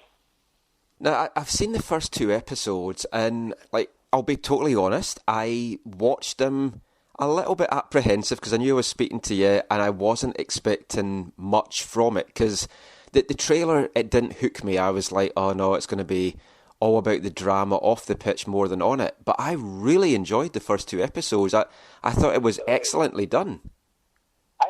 Honestly, I haven't seen anything. I've seen some of the ADR work that I did, and this is Michael, this is my first rodeo in this world. I really have nothing to compare it to. So other than the ADR work that I've seen, I've known to this day it's been coming for some time now, and I'm nervously excited about the process and seeing how it's received, and it's obviously nice to hear yourself say that you've seen the first couple of episodes and to get your genuine thoughts on it. So I'm really looking forward to it myself, and I think a lot of people, all my friends, all my footballing friends back home in Scotland, I'm sure it would be weird for them to see me in this actory light. You know, I'm sure you who obviously, if you did your research on me, you knew I played football, what to expect from an athlete who's so new to the acting world now on a television screen, doing something other than playing football. So it'll be interesting for me and for the people who know me going forward. So let's rewind a little bit then, and let's have a chat about your footballing career, and then we'll go back to the show. Now, you come from a famous footballing stock. Your dad, Pierce O'Leary, played for Vancouver Whitecaps and was a Republic of Ireland international. Your uncle is David O'Leary, the famous Irish international as well, that played with Arsenal. Was there any way that with that bloodline that you weren't going to be a footballer? But yeah, he played for Celtic. He retired at Celtic. My uncle played for Arsenal, and I think that it was always kind of one of those things that I was just sort of I was never pushed into it. But I grew up with a soccer ball at my feet. I remember seeing pictures of myself at 11 months old, running around the place, kicking a ball, and it was just something that I was born into. My dad, unfortunately, had to retire at a young age, at 29, due to a lot of serious injuries. And when I turned 5, actually, he became my football coach from 5 until 11. So I had that mentor figure in my life for a long time that really helped. Just being surrounded by that, I guess that footballing energy just put me in good stead going forward. And you came through the ranks at Aberdeen. You played for Aberdeen and Kilmarnock in the Premier League, and then injuries and various things kind of curtailed your own career a little bit early. But I know you came over here in 2011 and you actually had trials with the Whitecaps just before we went into MLS. What was behind that? Did you just kind of want a fresh start at that point? Well, I can't remember what year it was. It might have been 2009. And I came to the end of my current contract, and they'd offered, my current employer, Kilmarnock, had offered me a deal. And I was really just kind of sitting on it. I wasn't sure what I wanted to do, and ultimately I decided just to quit. So I didn't really say anything about it, didn't speak in the press about it. I just decided to vanish, and I ended up working. My dad had a small cleaning company back in Scotland. Yeah. So I decided just to clean toilets and stuff for 7 months, and it was a horrible job. But I just felt happier doing it. There was I would have some of the workies, the people working alongside me who I didn't know personally, but they would come in and they'd be like, Ryan O'Leary, what are you doing here? And I'd be like, I'm just working. I'm just like one of you guys. And they'd be like, they couldn't believe that I decided to quit football to do that kind of job. I mean, some of the stuff that I saw and cleaned was horrendous, but I felt more content in that small period of time. But ultimately, after 7 months of doing that, I felt like I wasn't sure what I wanted to do going forward. And my dad mentioned about, well, he has a contact over in Vancouver. If I was interested in going, I thought about it, and at that point, I was actually thinking about just doing some travelling for a few months and just trying to do some soul searching. And I decided to ultimately to go to Vancouver. And after I think 3 or 4 days of being there, I got injured. So I ended up being injured for 4 of the 5 weeks that I was there. I think it was. So then at the end of it, the manager pulled me aside and just said, obviously, you've been injured for basically the whole time you've been here. Just go home and we'll just keep in contact. And so at that point, I decided I re-signed with my old team for the last 4 or 5 weeks of the season. And in the final game, I got myself back fit and ready, played the last few games of the season. And then in the final game, I tore my hamstring.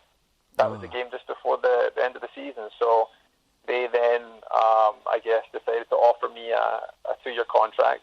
And the pre-season went great. And then I did my anterior cruciate ligament in my knee within the first 2 or 3 games. So that kind of set the tone for the rest of the season. And ultimately, I just decided to retire after a couple of years of being back in the game.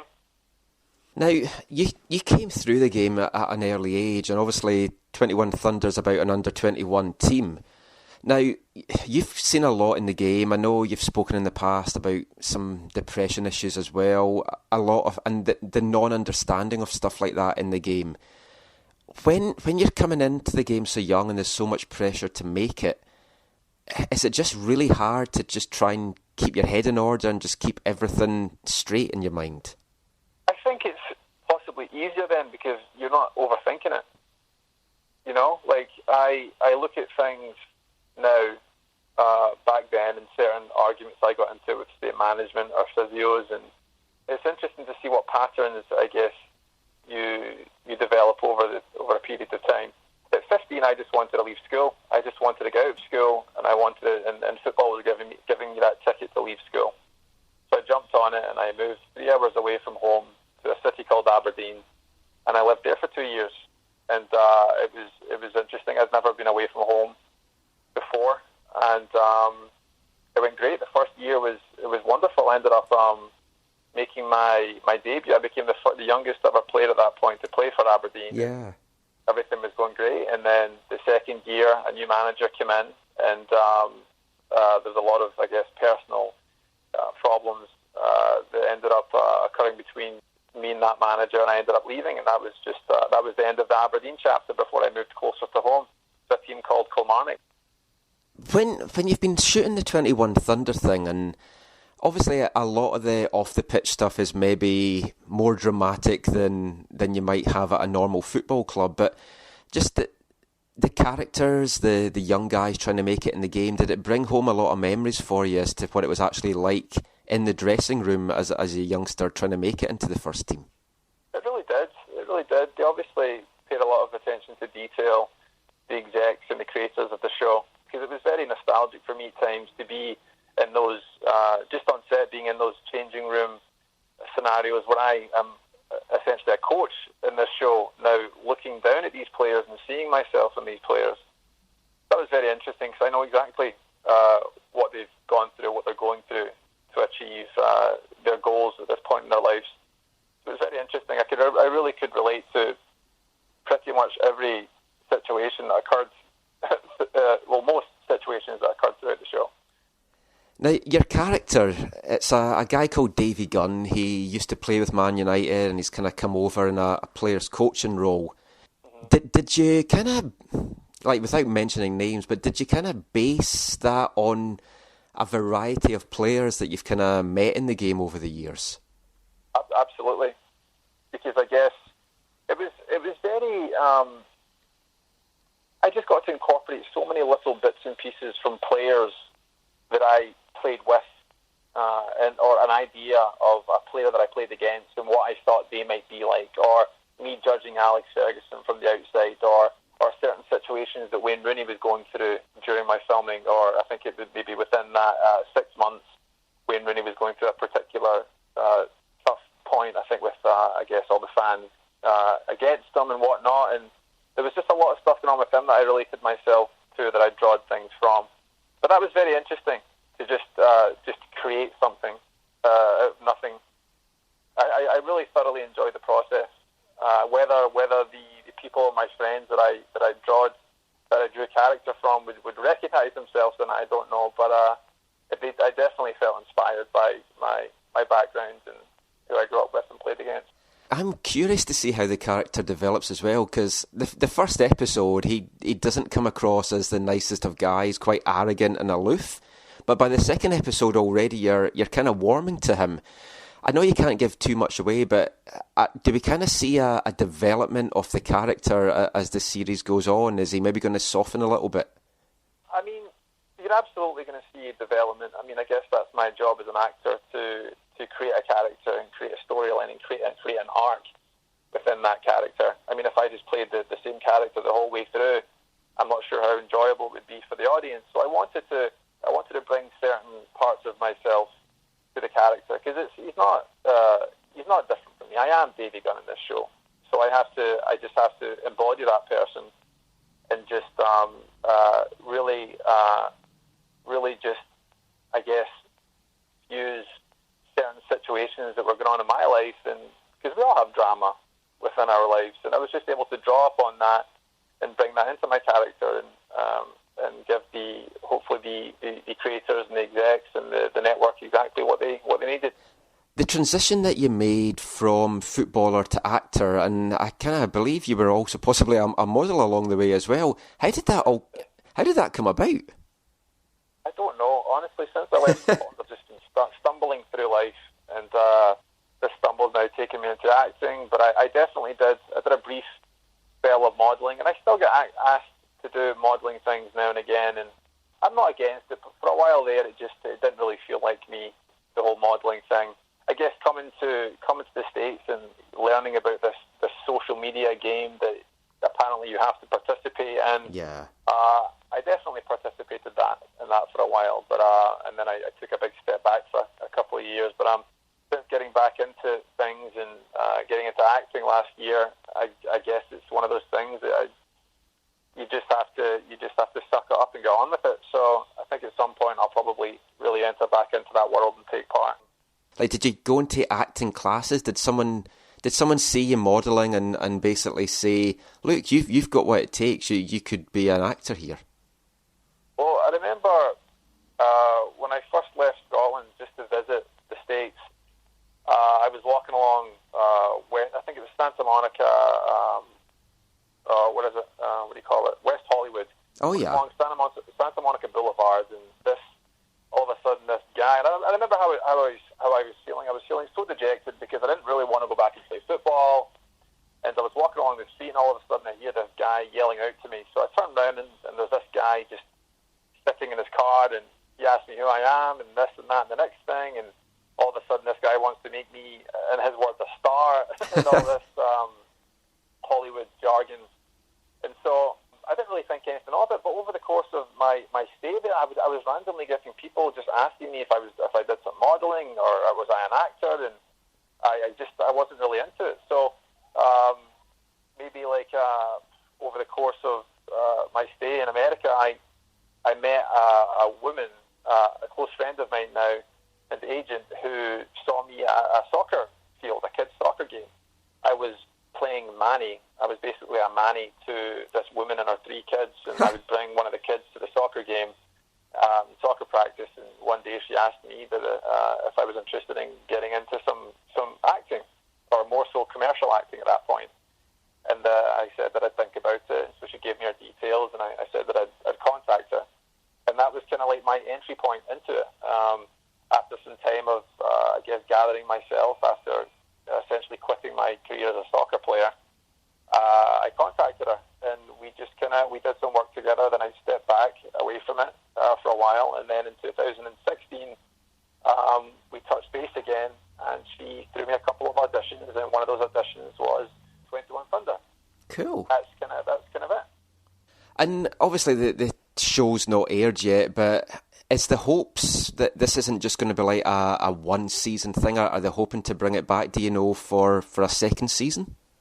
I mean, I think that's always the hope, right? I mean, everybody's obviously creating from their own, I guess, their own profession, their own job. There's writers, there's actors, there's everything, producers. So everyone obviously has high hopes for it, I would like to think, at least. I mean, I do. Part of me, I would love to be back in Canada filming the second season. It would mean that the first season was successful. Yeah. I mean, it would mean that hopefully that I did a good job. It would mean that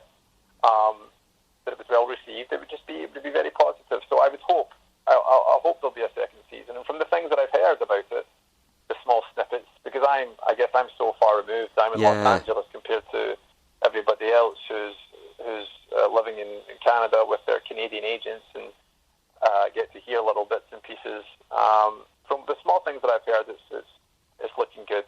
So hopefully the audience take to it, and then hopefully we can film a season 2 in the not so distant future.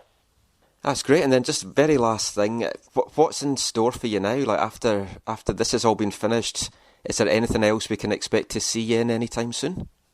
Anytime soon? I mean, other than the 21 Thunder, nothing in the immediate future. Since we wrapped on set at the end of last year, I went home to Scotland for a while, and then I came back to the States and I did some travelling. And cause I've never really, other than football, I've never really had time to just do whatever I wanted to do. So I just thought, after this show, I'm just going to do whatever I want to do for a while. So for the last 6 months, I've just been kind of calculating things and just reflecting on a lot of things. And I've just been looking forward to the launch of this show and seeing where that takes me, to be honest. I've just been trying to just take things as smoothly and calmly as possible. That's great. Thank you so much for your time today, Ryan. I really, really appreciate it. Wish you all the best for the show and the future. If you're ever up in Vancouver as well, give us a shout. We'll get you along to a Whitecaps game as well. But yeah, all the best for everything. Absolutely. Thank you, Mike. I appreciate you having me on.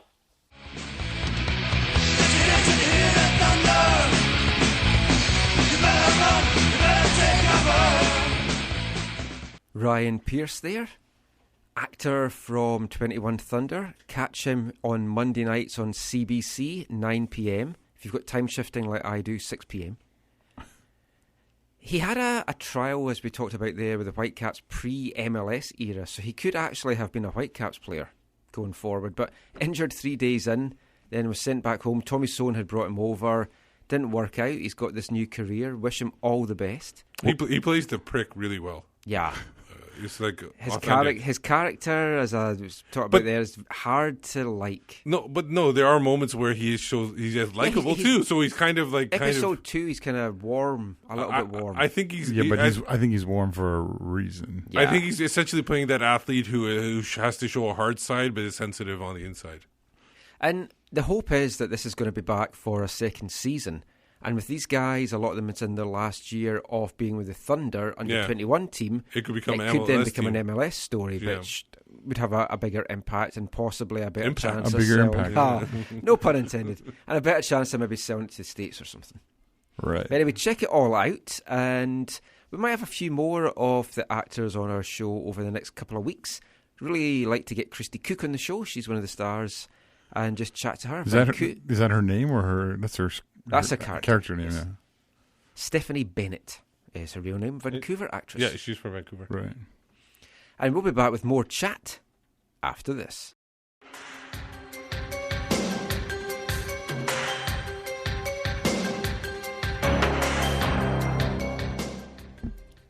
The music from Unsolved Mysteries there, picked by Steve, because it's a mystery as to why we're doing this segment every week. No, okay. No. Last week I gave Steve a hard time about this, and I just want to apologize for that, Steve. No, it's okay. It was disorganized. I agree with it. No, I'm excited about the headlines you have in store for us tonight.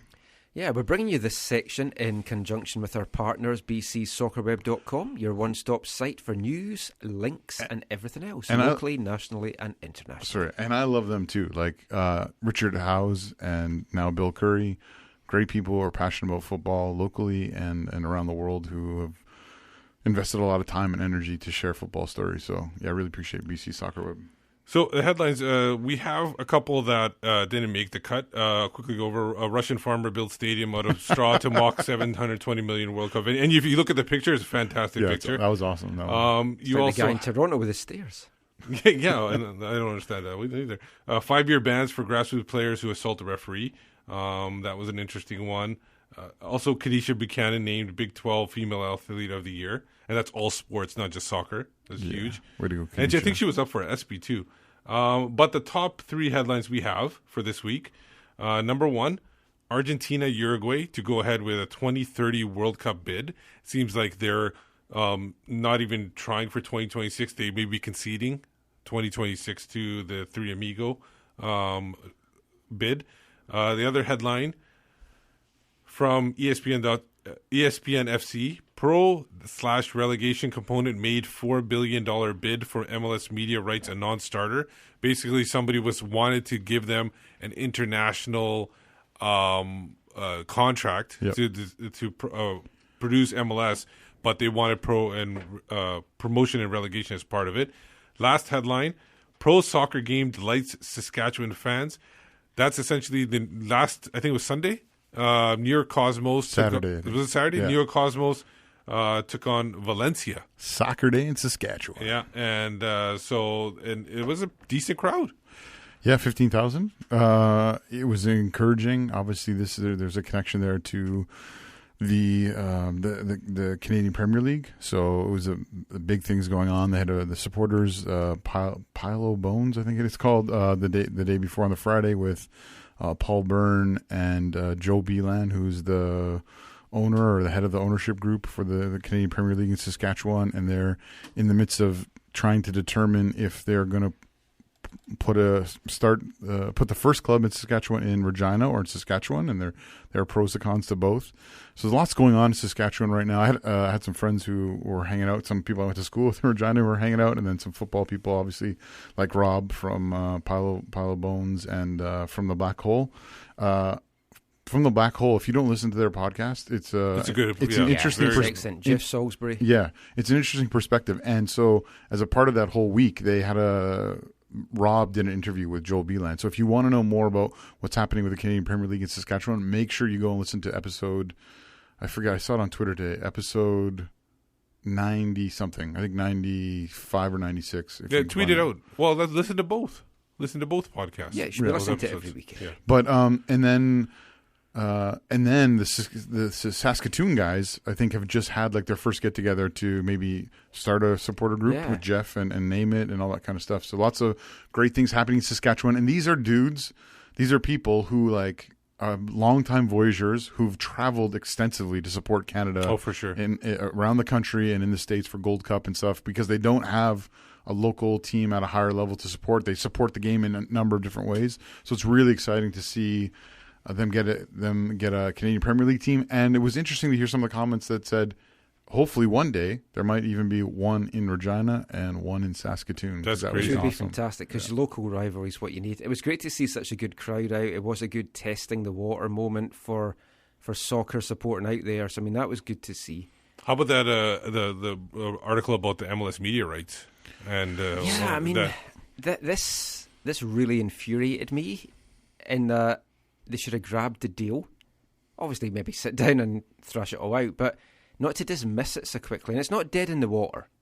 Like he has said, he's just kind of putting something out there initially, and MLS might feel it's dead, but he's going to go ahead with it or try again. For me, this is a chance to shape a fantastic soccer pyramid in North America. Yeah. And I know self-interest is so big. It's what's ruined the game in North America for years. This would have been a monumental moment to make the game worthwhile and just more exciting all round, really. I found the article a little bit weird on a couple of things. One, first off, Silva, the guy who made the bid, he's the owner of Miami FC. Yes, he is self-serving because he wants Miami. NASL. Yeah, he wants Miami to get into MLS or into the higher level. But the article was really weird to me because I think it was it Jeff Doyle or from ESPN or whatever. I forget his name. Jeff Carlisle. Jeff Carlisle. Yeah, sorry. Doyle's from MLSsoccer.com. Jeff Carlisle. I found it really awkward because he was basically, his premise was this didn't happen because of Pro Rel. Well, the first reports that came out said, no, this isn't. MLS said no to this because they're already in a deal and they can't break the deal they're in. Yeah. So it was kind of now to hear this other perspective of no, it has to do with Pro Rel was kind of like, no, I think they need to say no because... I hope it isn't dead in the water. The deal, I think, is to 2021. And this could be when in years to come when you look back at what defining moments were in the history of the game here. In England, you have it when the Premier League was formed, for good or bad. It was a very defining moment of how the game has changed, the outlook of it, the money that got involved in it. There wasn't actually an article that we were considering too that was about that as well, that you can find on BC Soccer, was about how they deceived people about like how they were setting this up. So it's an interesting article there. Final article, obviously Argentina, Uruguay. bidding for that 2030 World Cup. Yeah. So a lot of Uruguay did a host the initial in 1930. So 100-year anniversary. Yeah. Do you think it would be lovely? So that's why they don't care about 2026. Yeah, because it's probably 100. yeah. But the awkward, I found it a little bit awkward that, or maybe just Uruguay is not prepared to host such a large scale tournament. Obviously, the first one was it 13 nations? I think partook, so a lot smaller. So it would be nice to see them involved. It kind of one sense maybe sucks that they couldn't host it themselves. But can they host the final? Do they have a big enough stadium? It'll be at in Montevideo there. So they have a big enough stadium that the FIFA would approve of. I think though the way forward is these joint bids. Yeah, especially when you're looking at 48 teams. It's a lot for one country to try and take on. As long as you can agree on who, because the final is going to be the big one. As long as everybody can agree on who hosts the final. But because it's a centenary, it's going to be in Montevideo. Yeah. And Argentina probably wants to just get some games. They want to be able to, because you think of them, they get, even if the final's in Uruguay, you're going to get a lot of fans over there, and you'll be able to get the home field advantage throughout all your games playing in Argentina. I think that'll be more like a 50-50 split in terms of games. Oh, for sure, 100%. I've got a great book. I was trying to find the name of it just now. I can't. It's about the first World Cup in Montevideo. It's a guy whose ancestors played in it, and he went back and he went round all the antique stores and he tried to find as much like memorabilia that he could for it. It's a fascinating read. I'll tweet out what it is. It's something like 1 month in Montevideo, and it's just the way he describes it. It's a self-published book. You can get it on eBay really cheap, so look out for that. I just think it would be great to go back there.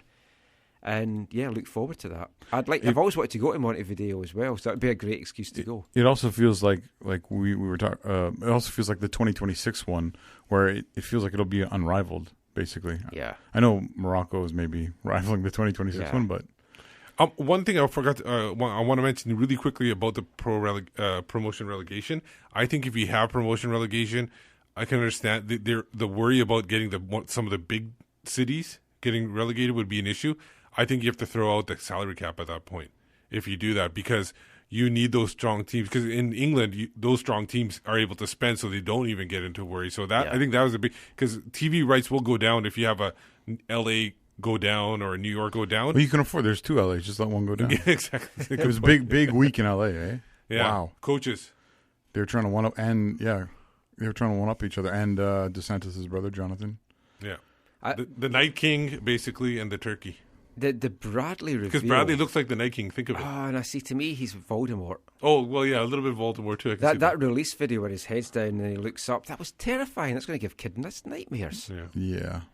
They'll always be Chivas in disguise, LAFC. Yeah. But you can read those headlines and a lot more on bcsoccerweb.com, and we really recommend you do that. And also, if you're a subscriber to our premium podcast, there's still extra time. We're going to have our latest issue out on Monday, or our latest episode out on Monday, and it's going to be looking at the World Cup bid for 2026. Lots of good chat to be had in that. So subscribe today if you haven't already. $3 a month, $30 for the year, at least one episode a month of 30 minutes at a time. Highly recommended. And you're supporting AFTN as well. So I've not got much more of this show to go, but it's now... Wait, we're done? We're done? Nope. It's my favourite part. You're not allowed to go. I thought you quit while you're ahead. This is a quality Wavelength tune that's coming up this week. Sweet. Now, last week, I brought it up to modern day. This century. 2006, it's modern day. Yeah. We're going to go back a little bit in time. Just a touch. 1967. Oh, wow. Psychedelic era in full flow. The drugs are flowing, the hippies are out, the free love... Rodney Marsh lighting it up for Queen's Park Rangers and the English leagues. And this is a psychedelic song about Queen's Park Rangers. Now, there's been a bit of debate as to who wrote it. It's still unknown. It could be the band July, or it could be Purple Barrier, both psychedelic bands of England back in the day. Are any of them alive? We can ask. No one's admitting it. No, nobody's taking responsibility. It's just under the QPR supporters. So we have a song that no one wants to take credit for. Wow. And this song is called Supporters Support Us.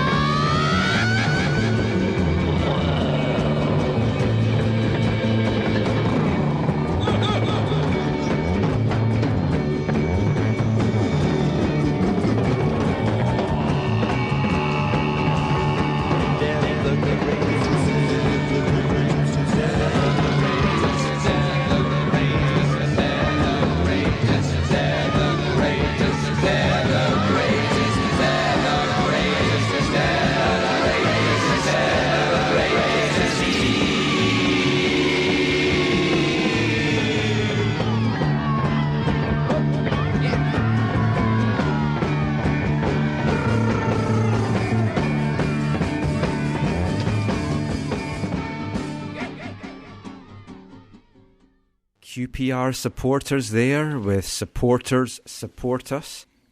Zach loving that. Actually, you know what? I didn't mind that. That was actually one of your better selections. I want to do a Whitecaps version of that. It might make a Flash 5 in the future of Wavelength songs. Whitecaps, Whitecaps, Vancouver Whitecaps. It would work. Trust me. Thank God nobody's listening to us right now. If there's any psychedelic bands listening and you would like to do a Whitecaps version of that song for us, get in touch. AFTNCanada@hotmail.com or at AFTNCanada on Twitter. That's where you can find me, Michael McCall. Zach, where can people find you? At Zachary AM on Twitter, and I'm a part of the Movement Curva Collective. And you can find me, Steve, at Whitecaps Beat. So we hope you've enjoyed this wild trip. It's been groovy, man. 4-0. Whitecaps win in Dallas. I felt I was tripping last night watching that. I'm still not sure it's real. I may have died. I'm still not sure whether what is reality and what is not. Stickers. Oh, yeah, that kind of brought it down a little bit. Yeah, I've now opened all my packs of stickers. They're put in the book. Why would you have a multi-part sticker picture and put borders. a white border around it? Why, Whitecaps? Why? It makes no sense. I also have the mascot sticker that goes from one to the other. Whitecaps go, but the S disappears between the two stickers because of those white borders. Whitecap go. I am appalled. You got good group of players though so far. I think you got filled up half the book. I might take the book back to the shop and say it's broken. Anyway, thank you for listening this week. It's been a bit different, a bit out there. Until next time, thanks for listening. Take care. And mourn the Caps. One day I shall come back. Yes, I shall come back. Until then, there must be no regrets, no tears, no anxieties. Just go forward in all your beliefs and prove to me that I am not mistaken in mine.